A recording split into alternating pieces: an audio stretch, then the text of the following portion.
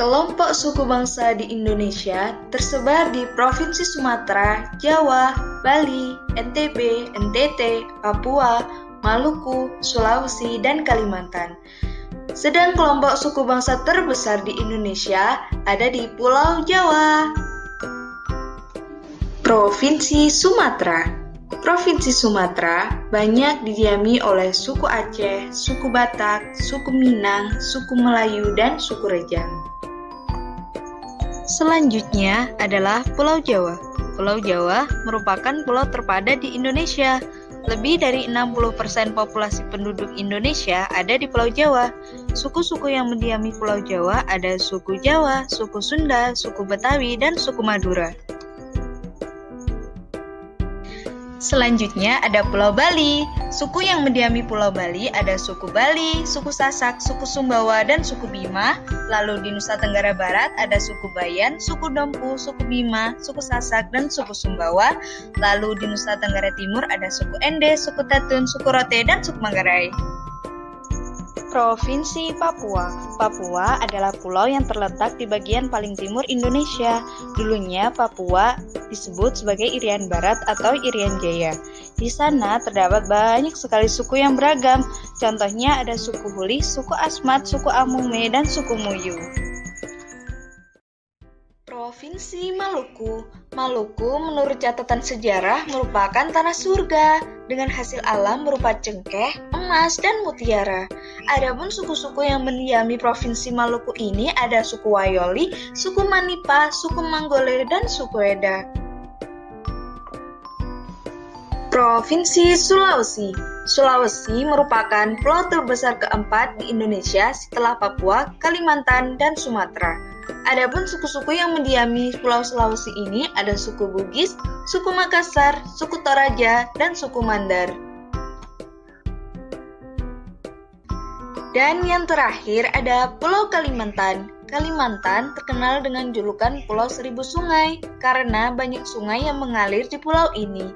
Adapun suku yang mendiami Pulau Kalimantan ini ada suku Dayak, suku Banjar, suku Kutai, dan suku Pasar. Suku-suku di Indonesia kan sangat banyak dan beragam.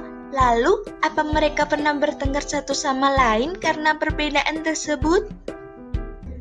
Walaupun memiliki banyak perbedaan, suku-suku di Indonesia tetap hidup bersama dan berdampingan karena mereka yakin bahwa sikap menghargai perbedaan merupakan warisan nenek moyang yang harus terus dilestarikan dan dijaga dalam kehidupan sehari-hari.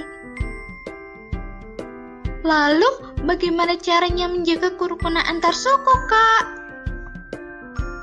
Oleh karena itu, kita sebagai warga negara yang baik, kita harus selalu menjaga kerukunan antar suku dengan cara tidak boleh membeda-bedakan antar suku, tidak saling menghina, saling menghormati, tidak sombong terhadap budaya lain, dan tidak saling menjelekkan budaya lain.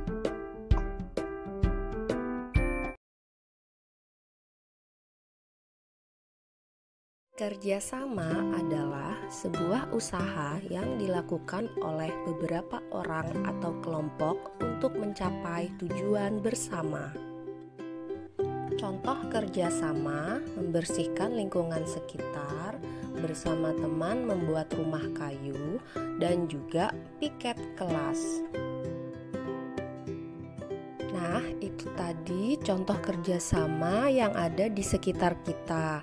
Bisakah kalian menyebutkan contoh kerjasama yang lain? Setelah mengetahui apa saja contoh kerjasama, tahukah kalian apa itu manfaat dari kerjasama? Manfaat dari kerjasama adalah pekerjaan akan cepat selesai, menumbuhkan sikap persatuan, serta target dan tujuan akan cepat tercapai, dan juga pekerjaan akan terasa lebih ringan dan mudah.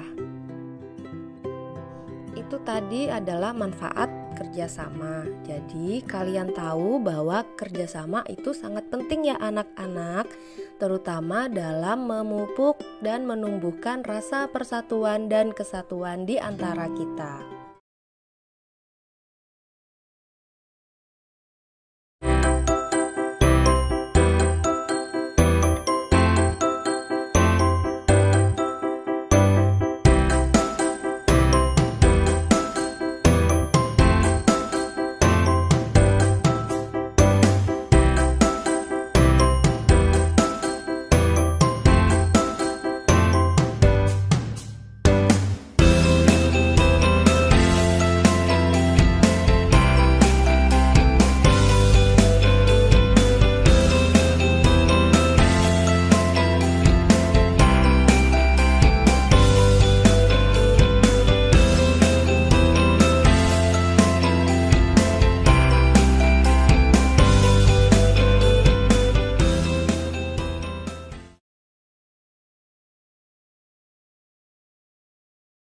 Solid Kids.